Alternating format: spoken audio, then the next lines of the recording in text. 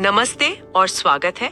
आज जब हम फट से यूपीआई से पेमेंट कर देते हैं या फिर पार्लियामेंट में बजट सत्र की वो गहमागहमी देखते हैं तो अक्सर ये ख्याल आता है टैक्स और सरकारी खजाने के बारे में। मतलब ये पैसा आता कहाँ से है, केंद्र और राज्यों के बीच ये बंटता कैसे है। ये सवाल आज भी उतने ही रेलेवेंट है, खासकर जीएसटी को लेकर। लेकिन जो बहस आज हम देख रहे हैं ना, उसकी नींव, उसका ब्लूप्रिंट करीब 90 साल पहले रखा गया था। बिल्कुल। और ये कहानी हमें आज के भारत से सीधे 1921 के लंदन में ले जाती है। सोचिए, राउंड टेबल कॉन्फ्रेंस का माहौल है। एक तरफ ब्रिटिश अधिकारी हैं, दूसरी तरफ भारत की रियासतें, प्रिंसेस एंड पॉलिटिशियंस, और मेज पर एक ही बड़ा सवाल है कि अगर भारत एक फेडरेशन बनता है, एक देश बनता है, तो उसका खजाना, उसका फाइनेंशियल सिस्टम वो चलेगा कैसे। और इसी पूरी बहस के बीच में एक शख्सियत थी जिन्हें हम संविधान निर्माता के तौर पर तो जानते हैं, लेकिन उस कमरे में वो एक बहुत तेज तर्रार अर्थशास्त्री की हैसियत से मौजूद थे, डॉक्टर बी.आर. अम्बेडकर। उन्होंने उस वक्त भारत के लिए एक ऐसा फाइनेंशियल मनी मास्टर प्लान पेश किया था जिसके बारे में ज्यादा बात नहीं होती। ये उनके भाषणों के खंड 5 में मिलता है। तो आज की हमारी चर्चा इसी मास्टर प्लान की परतों को खोलने पर है। सही कहा। तो चलिए इस ऐतिहासिक बहस की तह तक चलते हैं और समझते हैं कि भारत के आर्थिक ढांचे का वो पहला ब्लूप्रिंट आखिर था क्या, और वो आज भी हमारे लिए इतना जरूरी क्यों है। ओके, तो इसे समझते हैं। कहानी शुरू होती है फेडरल फाइनेंस सब कमेटी की एक रिपोर्ट से।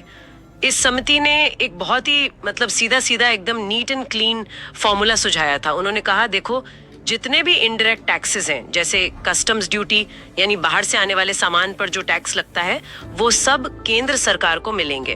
और जितने भी डायरेक्ट टैक्सेस हैं, जिसमें सबसे बड़ा था इनकम टैक्स, वो सब राज्यों को, मतलब उस समय के प्रोविंसेस को। अब देखिए, ऑन पेपर ये बहुत लॉजिकल लगता है। हाँ, सुनने में तो ठीक ही लगता है। कस्टम्स एक नेशनल इशू है तो केंद्र को जाए, इनकम टैक्स लोग एक राज्य में कमाते हैं तो वो राज्य को मिले। सिंपल है ना? सिंपल, हाँ। पर ये सुनने में जितना सिंपल है, शायद उतना ही खतरनाक भी। क्योंकि अगर आप इस फॉर्मूले को गौर से देखें तो ये एक तरह से केंद्र सरकार को सिर्फ एक ही तरह की इनकम पर निर्भर कर रहा है, वो भी व्यापार पर।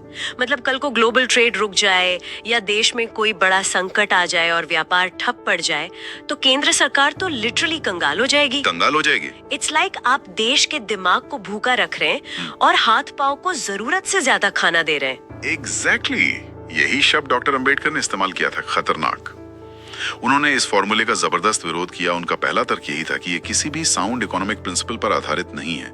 ये बस एक सुविधा के लिए किया गया बंटवारा है और इसके लॉन्ग टर्म नतीजे भयानक हो सकते हैं। उन्होंने कहा कि आप दुनिया के किसी भी सफल फेडरेशन को देख लीजिए, अमेरिका, कनाडा, ऑस्ट्रेलिया। ये एक बहुत पावरफुल पॉइंट है। जैसे अमेरिका में ये तो कोई सोच भी नहीं सकता कि federal government income tax collect ना करे। देश की सेना, बड़े बड़े हाईवेज, नेशनल इंफ्रास्ट्रक्चर, ये सब फेडरल इनकम टैक्स से ही तो फंड होता है।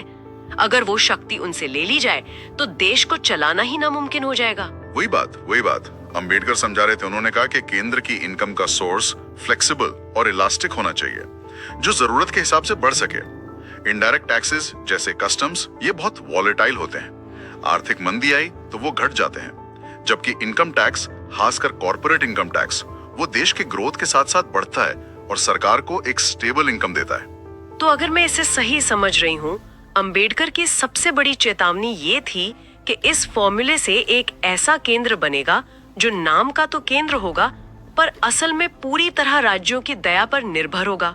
मान लीजिए देश के 3-4 राज्यों में एक साथ बाढ़ आ जाती है, एक नेशनल क्राइसिस है, तो केंद्र सरकार क्या करेगी? हाँ, क्या करेगी? क्या वो दूसरे राज्यों के पास जाकर मदद के लिए हाथ फैलाएगी? That sounds like a recipe for disaster. बिल्कुल, वो एक हॉलो सेंटर नहीं चाहते थे। उनकी चेतावनी साफ थी, एक कमजोर केंद्र का मतलब है एक कमजोर भारत। एक ऐसा भारत जो किसी भी बड़े इकोनॉमिक स्टॉर्म में, चाहे वो बाहर से आए या अंदर से, ताश के पत्तों की तरह ढह सकता है। वो एक ऐसे फेडरल स्ट्रक्चर की नींव रख रहे थे जिसमें केंद्र के पास देश को एक साथ जोड़े रखने और मुश्किल समय में संभालने की फाइनेंशियल मसल हो।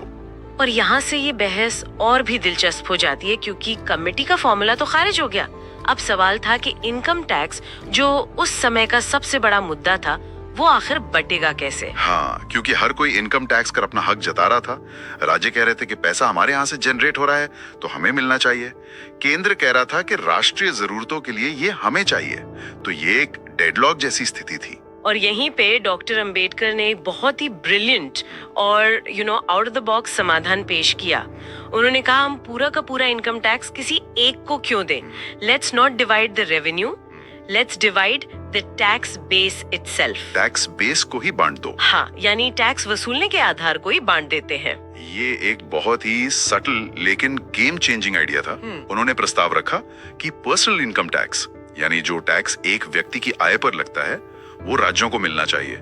इससे राज्यों को अपनी रोजमर्रा की जरूरतें पूरी करने के लिए एक सीधा और स्टेबल सोर्स ऑफ इनकम मिल जाएगा। ठीक है, ये तो राज्यों के लिए हो गया, लेकिन फिर कॉर्पोरेट टैक्स का क्या, जो टैक्स बड़ी बड़ी कंपनियों और बिजनेसेस की इनकम पर लगता है? उनका सुझाव था कि वो और बाकी दूसरे सोर्सेज से आने वाला इनकम टैक्स केंद्र के पास रहना चाहिए। अब इसके पीछे का विजन समझिए। वो नहीं चाहते थे कि राज्य हर छोटी बड़ी जरूरत के लिए दिल्ली की तरफ देखें, केंद्र सरकार से ग्रांट्स यानी अनुदान की भीख मांगे। पर्सनल इनकम टैक्स राज्यों को देकर वो उन्हें फाइनेंशियली ऑटोनमस यानी आर्थिक रूप से स्वतंत्र बना रहे थे। ये बहुत पावरफुल आइडिया है, लेकिन मैं यहाँ एक डेविल्स एडवोकेट का सवाल पूछना चाहूंगी। अगर आप कॉर्पोरेट टैक्स केंद्र को दे देते हैं तो क्या इससे एक नई समस्या खड़ी नहीं होती? महाराष्ट्र या गुजरात जैसे इंडस्ट्रियल स्टेट्स ये तर्क नहीं देंगे कि देश की बड़ी बड़ी कंपनियां हमारी जमीन पर है, हमारे रिसोर्सेज इस्तेमाल कर रही हैं, तो उनके टैक्स का हिस्सा हमें क्यों नहीं मिलना चाहिए? ये तो आज भी बड़ा पॉलिटिकल इशू है। बहुत अच्छा सवाल है और अंबेडकर ने इस बारे में भी सोचा था। उनका मॉडल ये नहीं कहता था कि कॉर्पोरेट टैक्स का 100% केंद्र रख ले। बाद में जो व्यवस्था बनी उसमें ये प्रावधान था कि केंद्र कॉर्पोरेट टैक्स कलेक्ट करेगा और फिर फाइनेंस कमीशन की रिकमेंडेशंस के हिसाब से उसे राज्यों के साथ बांटेगा। लेकिन जो प्राइमरी कंट्रोल था, जो पॉलिसी मेकिंग पावर थी, वो केंद्र के हाथ में रखी गई। उनका फोकस इस बात पर था कि राज्यों के पास ओन सोर्स ऑफ रेवेन्यू हो, एक ऐसी कमाई जो सीधे उनकी हो, जिस पर केंद्र का कोई सीधा कंट्रोल ना हो। ओके, अब समझ आया। इसे समझने के लिए शायद वो जॉइंट फैमिली वाला उदाहरण सही रहेगा। हाँ बिल्कुल। अंबेडकर के मॉडल में केंद्र सरकार उस परिवार के मुखिया की तरह है जिसके पास एक इमरजेंसी फंड है, मतलब कॉर्पोरेट टैक्स और दूसरे बड़े टैक्स। इस फंड से वो पूरे घर की सुरक्षा करता है, कोई बड़ी मुसीबत आने पर घर को बचाता है, बड़े बड़े फैसले लेता है। और राज्य उस परिवार के उन सदस्यों की तरह है जो खुद कमाते हैं। उनके पास अपनी सैलरी है, यानी पर्सनल इनकम टैक्स। इससे वे फाइनेंशियली इंडिपेंडेंट रहते हैं। उन्हें अपने कमरे में कौन सा रंग करवाना है या कौन सा टीवी खरीदना है, इसके लिए हर बार मुखिया के सामने हाथ नहीं फैलाना पड़ता। वो अपने फैसले खुद ले सकते हैं। तो ये जो डैड है यानी केंद्र सरकार, वो ये तो पक्का करते हैं कि तूफान में घर की छत न उड़े, पर वो ये डिक्टेट नहीं करते कि आपके कमरे का पर्दा नीला होगा या हरा। एग्जैक्टली, यही वो संतुलन था। A strong center with financially independent states। ये वो मास्टर स्ट्रोक था जो भारत की डाइवर्सिटी को भी रिस्पेक्ट करता था और नेशनल यूनिटी को भी मजबूत बनाता था। ये सिर्फ टैक्स बांटने का फॉर्मूला नहीं था, ये पावर शेयरिंग का एक इकोनॉमिक मॉडल था। ओके, तो इनकम टैक्स को लेकर उनकी सोच तो बहुत साफ थी, लेकिन उस दौर में दो और ऐसे टैक्स थे जो सिर्फ आर्थिक नहीं थे बल्कि बहुत ज्यादा पॉलिटिकल और इमोशनल थे। पहला तो था नमक कर, सॉल्ट टैक्स, और दूसरा था चुंगी यानी ऑक्ट्रॉय। हाँ, और सॉल्ट टैक्स तो एक बहुत ही सेंसिटिव मुद्दा था। गांधी जी के दांडी मार्च के बाद वो सिर्फ एक टैक्स नहीं बल्कि ब्रिटिश हुकूमत के जुल्म का प्रतीक बन चुका था। माहौल पूरी तरह से इसके खिलाफ था। और ऐसे इमोशनल माहौल में किसी भी नेता के लिए ये कहना आसान होता कि अरे इसे तुरंत खत्म कर दो। लेकिन डॉक्टर अंबेडकर ने भावनाओं में बहने की बजाय एक हार्डकोर इकोनॉमिस्ट की तरह सोचा। उन्होंने आंकड़ों और तथ्यों को सामने रखा। उन्होंने साफ कहा कि नमक कर चाहे कितना भी अनपॉपुलर क्यों ना हो, उस वक्त केंद्र सरकार के रेवेन्यू का एक बहुत बड़ा और स्टेबल सोर्स था। उन्होंने चेतावनी दी कि अगर पॉलिटिकल प्रेशर में आकर इसे रातों रात खत्म कर दिया गया तो केंद्र का पूरा फाइनेंशियल स्ट्रक्चर चरमरा सकता है। मतलब ये बिल्डिंग की एक मेन दीवार खींचने जैसा होगा। It would be like pulling a load-bearing wall out of a building। बिल्कुल। बच्चों, मतलब पॉइंट ये था कि आप कोई टैक्स हटाइए, जरूर हटाइए, लेकिन पहले ये तो देख लीजिए कि उसकी जगह इनकम का दूसरा सोर्स क्या है। बजट में जो गैप आएगा उसे भरेंगे कहाँ से? ये तात्कालिक लोकप्रियता से ऊपर उठकर देश की लॉन्ग टर्म फाइनेंशियल स्टेबिलिटी के बारे में सोचना था। बिल्कुल। अब आते हैं चुंगी यानी ऑक्ट्रॉय पर। ये वो टैक्स था जो एक शहर या राज्य की सीमा में सामान लाने ले जाने पर लगता था। आज की पीढ़ी ने शायद ये देखा भी नहीं होगा। मैंने देखा है, ट्रकों की लंबी लंबी लाइनें लगी होती थी शहर के बाहर, हर ट्रक की चेकिंग होती थी, पर्ची कटती थी। It was a huge hassle. और अंबेडकर ने इसी हैसल का कड़ा विरोध किया। उनका मानना था कि ये टैक्स राज्यों के बीच व्यापार में एक दीवार की तरह काम करता है। ये सामान के फ्री फ्लो को रोकता है, ट्रांसपोर्ट की लागत बढ़ाता है, करप्शन को जन्म देता है और सबसे जरूरी एक सिंगल नेशनल मार्केट के बनने में सबसे बड़ी रुकावट है। यहाँ पर जो बात मुझे हैरान करती है वो ये है कि वो 1931 में वन नेशन वन मार्केट की बात कर रहे थे। ये वही कोर आइडिया है जो करीब 85 साल बाद भारत में जीएसटी का आधार बना। ये सोचना अमेजिंग है कि वो उस जमाने में समझ गए थे कि भारत की इकोनॉमिक ग्रोथ के लिए इन इंटरनल ट्रेड बैरियर्स को हटाना कितना जरूरी है। यही उनकी दूरदर्शिता थी। वो सिर्फ 1930 की समस्याओं का हल नहीं ढूंढ रहे थे, बल्कि एक ऐसे आर्थिक ढांचे की नींव रख रहे थे जो आने वाले 50-100 सालों तक देश के काम आ सके। इस पूरी चर्चा से एक बात तो साफ हो रही है कि डॉक्टर अंबेडकर के लिए ये फाइनेंशियल ब्लूप्रिंट सिर्फ आंकड़ों का खेल नहीं था। इसके पीछे एक बहुत बड़ा सोशल एंड पॉलिटिकल विजन था। बिल्कुल। उनके लिए पैसे का बंटवारा सिर्फ केंद्र और राज्यों के बीच का मामला नहीं था। उनका एक बड़ा और शायद सबसे महत्वपूर्ण लक्ष्य ये था कि केंद्र सरकार के पास इतने फंड्स और इतनी पावर हो कि वो देश के सबसे पिछड़े और दबे कुचले वर्गों, जिन्हें वो डिप्रेस्ड क्लासेस कहते थे, आदिवासियों और गरीबों के कल्याण के लिए सीधे खर्च कर सके। उन्होंने इसे एक राष्ट्रीय समस्या कहा था, राइट? उनका मानना था कि इस जिम्मेदारी को सिर्फ राज्यों के भरोसे नहीं छोड़ा जा सकता। हाँ, क्योंकि उनका अनुभव था और ये कड़वी सच्चाई थी कि कई बार लोकल लेवल पर सामाजिक भेदभाव और पूर्वाग्रहों के कारण वेलफेयर स्कीम्स उन तक पहुंच ही नहीं पाती थी जिनके लिए वो बनी होती थी।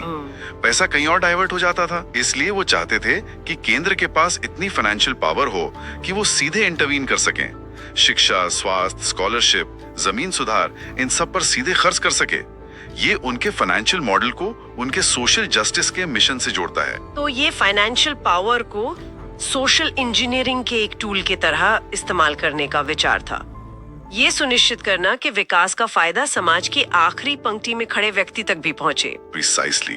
और पैसे के खर्च से जुड़ा एक और बहुत ही फंडामेंटल प्रिंसिपल उन्होंने सामने रखा, जवाबदेही, अकाउंटेबिलिटी। ये उनके पूरे फाइनेंशियल फिलॉसफी का कोर था, है ना? उनकी वो फेमस लाइन है, executive must be accountable to the legislature for every penny. हाँ, और इसका मतलब बहुत गहरा है। इसका मतलब है कि सरकार यानी एग्जीक्यूटिव जो भी पैसा खर्च करती है, चाहे वो 1 रुपया हो या 1000 करोड़, उसे हर एक पैसे का हिसाब संसद को यानी लेजिस्लेटर को देना होगा। कोई भी खर्च बिना संसदीय मंजूरी के नहीं हो सकता और हर खर्च की जांच हो सकती है। ये पब्लिक फाइनेंस का बेडरॉक प्रिंसिपल है। ये लोकतंत्र में ट्रांसपेरेंसी और अकाउंटेबिलिटी को इंश्योर करने का सबसे मजबूत तरीका है। पैसा जनता का है तो उसका हिसाब भी जनता के चुने हुए प्रतिनिधियों को मिलना ही चाहिए। सही कहा। वो एक ऐसा फूल प्रूफ सिस्टम बनाना चाहते थे जहां पैसा सिर्फ इकट्ठा ना हो बल्कि सही जगह सही तरीके से खर्च हो और उसका पूरा हिसाब रखा जाए। उनका एंड गोल एक ऐसा रोबस्ट फाइनेंशियल सिस्टम बनाना था जो किसी भी आर्थिक तूफान का सामना कर सके और साथ ही देश के सबसे कमजोर नागरिकों के प्रति अपनी जिम्मेदारी भी निभा सके। तो अगर हम इस पूरी चर्चा को समेटें तो डॉक्टर B.R. अम्बेडकर का ये वित्तीय ब्लूप्रिंट सिर्फ टैक्स के बंटवारे का एक फॉर्मूला नहीं था। ये भारत की आर्थिक संप्रभुता यानी इकोनॉमिक सॉवरेनिटी की नींव रखने की एक बहुत सोची समझी कोशिश थी। बिल्कुल। ये इस बात को इंश्योर करने का तरीका था कि भारत के खजाने की चाबी किसी एक तानाशाही शक्ति के हाथ में ना चली जाए, बल्कि केंद्र और राज्यों के बीच एक बैलेंस्ड व्यवस्था के पास रहे। एक ऐसी व्यवस्था जिसमें दोनों के पास अपनी जिम्मेदारियां निभाने के लिए रिसोर्सेज हों और दोनों जनता के प्रति जवाबदेह हों। It's a delicate balancing act. और उनकी इस पूरी बहस से आज के लिए भी बहुत कुछ सीखा जा सकता है। पहला और सबसे बड़ा लेसन तो है एविडेंस बेस्ड पॉलिसी मेकिंग। भावनाओं से परे जाकर तथ्यों और आंकड़ों पर भरोसा करना, जैसे उन्होंने सॉल्ट टैक्स पर किया। दूसरा सबक है अकाउंटेबिलिटी की मांग करना। एक नागरिक के तौर पर सिर्फ वोट देना काफी नहीं है, ये पूछना भी जरूरी है कि हमारे टैक्स का पैसा कहां और कैसे खर्च हो रहा है। अंबेडकर का हर पैसे का हिसाब वाला सिद्धांत आज आरटीआई और पब्लिक ऑडिट के दौर में और भी ज्यादा रिलेवेंट है। और तीसरा और शायद सबसे जरूरी, ये समझना कि इकोनॉमिक फ्रीडम के बिना पॉलिटिकल फ्रीडम अधूरी है। अगर राज्य आर्थिक रूप से केंद्र पर पूरी तरह निर्भर है या कोई व्यक्ति आर्थिक रूप से किसी और पर निर्भर है, तो वो कभी भी सच में स्वतंत्र होकर अपने फैसले नहीं ले सकता। ये एक बहुत ही पावरफुल विचार है जो आज भी हमारे फेडरल स्ट्रक्चर की बहसों जैसे जीएसटी कंपनसेशन और राज्यों के कर्ज के केंद्र में है। और इसी विचार के साथ हम अपने श्रोताओं के लिए एक सवाल छोड़ना चाहेंगे। इस पूरी चर्चा के बाद सोचिएगा जरूर, क्या आज के भारत में राज्यों को उतनी वित्तीय स्वतंत्रता, उतनी फाइनेंशियल ऑटोनॉमी हासिल है जितनी डॉक्टर अंबेडकर ने लगभग 1 सदी पहले कल्पना की थी? ये एक ऐसा सवाल है जो हमें अपने वर्तमान आर्थिक ढांचे पर नए सिरे से सोचने के लिए मजबूर करता है।